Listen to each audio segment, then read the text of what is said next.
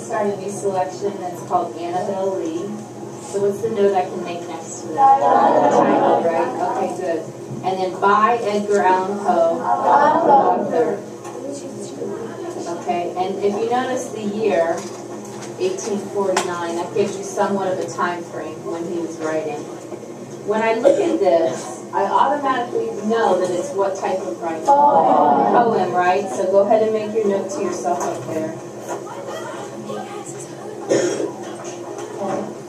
And with poem, we've got literary devices or figurative language that are often used in poems. So give me some of those. Simile, metaphor, onomatopoeia. Or somebody say personification, alliteration. Okay, rhyme and rhyme pattern, right? You might just say, I know, right? Stanza, Louise. Okay, stanzas.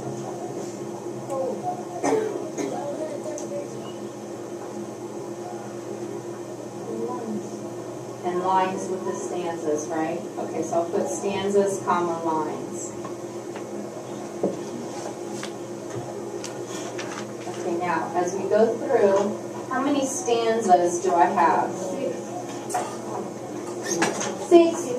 First one here. 6. Second one. 5.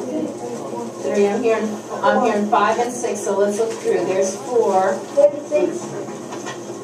Teachers, please excuse the interruption. Amber Jefferson, please come to the office. Amber Jefferson, please come to the office. So we do have 6 stanzas. And 6 lines. Okay. Now, here's what I want to see. I want to give you a little background information on Edgar Allan Poe. This is one of my favorite poems, and that's why I decided to share this one with you guys.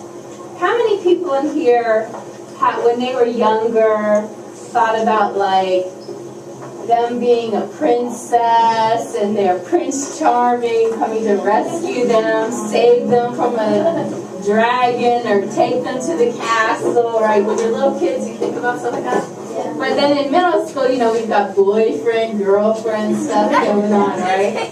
So I think you guys are really going to love this one. So if I have any people who are like, they don't want me to tell, but they know that they're more of a romantic person, you're going to love this poem, okay? All right. Also, Edgar Allan Poe, he has kind of a sad background. When he was young, his dad left and his mom died. So he kind of grew up with a lot of sadness and depression, alcoholism. So his poems kind of reflect his experience growing up. So he talks, a lot of his poems are very macabre. That means kind of scary, talking about death. One that he's really famous for writing is called The Raven. And it's almost like Halloweenish, like kind of scary, and graves and ghosts and dead people and, you know, stuff like that. So, okay, let's go ahead and get started. The thing that I like about poetry is they use beautiful words in a unique way, right? So we kind of have to figure out what it is they're trying to say. Okay, so let's check out rhyme and rhyme patterns. So we're going to underline last word in each line of the first stanza. And let's see if we can find any rhyming words there. Ago, see, no, lee, thought, and me. See, and Me, lee, and see. All 3 rhyme. So draw your little picture there to yourself. What about ago and no? They both end in a what sound? O sound, right? Okay, so those 2 rhyme. I'm going to use a different color pen so I don't confuse you guys. I think it'll be easier to see that way. So ago and no rhyme. Now, thought, does that rhyme with anything there? No. Okay, so then let's quickly go to stanza 2. Child, see, love, Lee, heaven, me. See, me, and Lee, right? Okay, so draw your note to yourself there.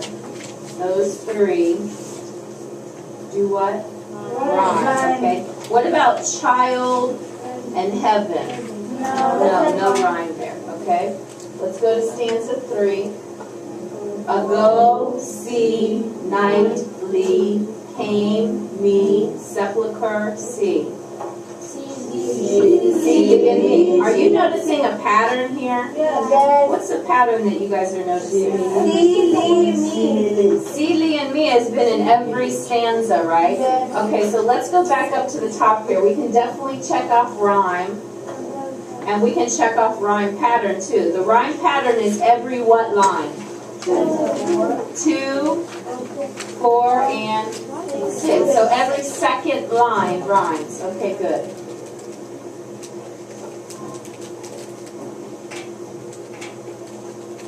Okay, so let's just break down the first stanza and see what we come up with. I want you guys to follow along as I go. We're underlining keywords, right? And any words we don't know are what? Dictionary words, okay? So it was many and many a year ago. Many and many a year ago. What are they trying to say? Long time ago, right? Okay. So I'm going to make that note. Long ago. In a kingdom by the sea. What's kingdom? A castle where a king lives or prince. By the sea. What's the sea? Ocean. Okay, good. That a maiden there lived, whom you may know by the name of Annabel Lee. Right, I had the same question myself, Mohammed, so what are we doing? Dictionary, right?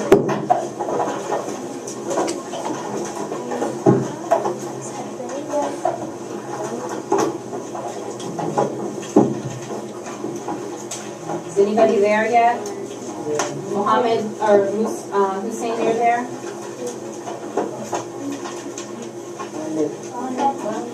I think it's on the other side of the purple, right?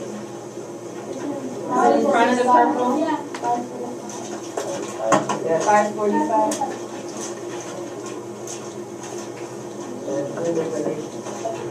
5 what?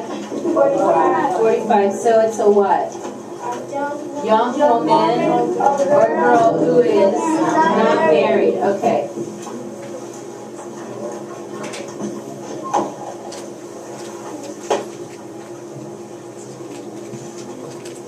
So I'm going to put young girl there, or unmarried girl. And there lived, whom you may know by the name of Annabel Lee. So far we're talking about a story. He's telling a story long ago about whom? A young girl. Okay, she's not married. And where does she live? In a castle near the sea. Okay. And this maiden, what's maiden? Young girl, right? Okay, she's not married. And this maiden, she lived with no other thought than to love and be loved by me. Oh. What's she trying to say? Or what's he trying to say? He loved her. They what? Loved each other. Loved each other a lot. Okay, good. So make your note in the margin there.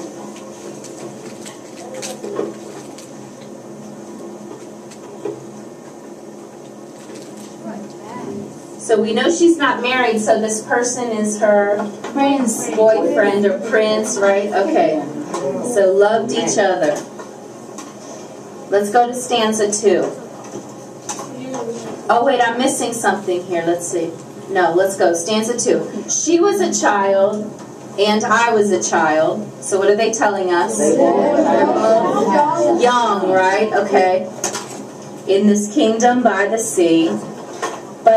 And we loved with a love that was more than love. What are they saying there? Love with a love that was more than love. A lot, like, okay, right. So make your note there. Don't you guys love that? Yeah. It's so romantic. That's what I'm saying, right? See, I told you guys, stay with me. Not all poetry is boring, right? Okay, so they really loved each other a lot.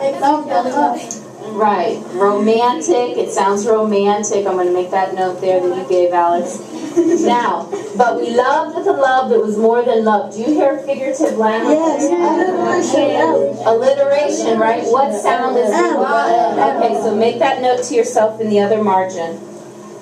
Circle those L's and make that note to yourself, alliteration.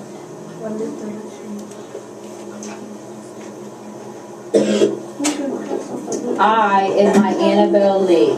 Okay, let's go the last two lines. With a love that the winged seraphs of heaven coveted her and me. We have a lot of dictionary words there, right?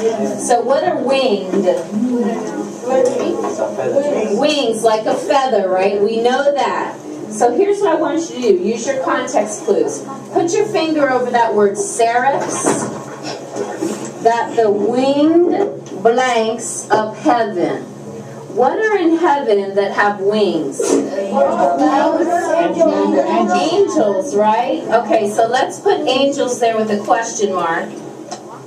And now we can look it up and see if we're correct in what we thought. Okay, seraphs.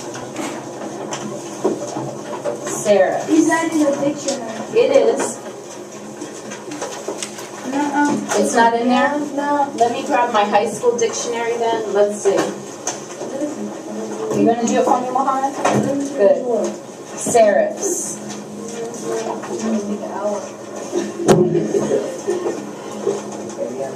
Seraphs.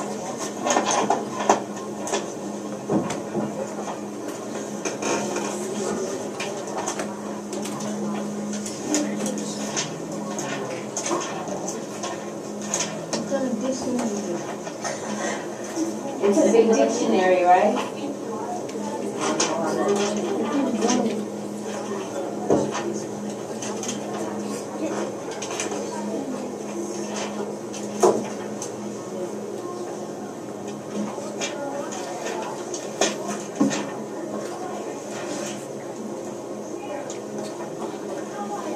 Okay, so you're an SEP, right? And you need an A, so you know you're on the right page. Good. So SERA, and then you're looking for PH. Okay, good. So what does it say it is? An angel of the highest order. Good. So an angel of the highest order. So we were correct with that. Okay, so let's go back and look at this. With a love that the winged seraphs or angels of heaven coveted her and me. Coveted, we don't know, right? Take off your ending there. Covet. What is covet?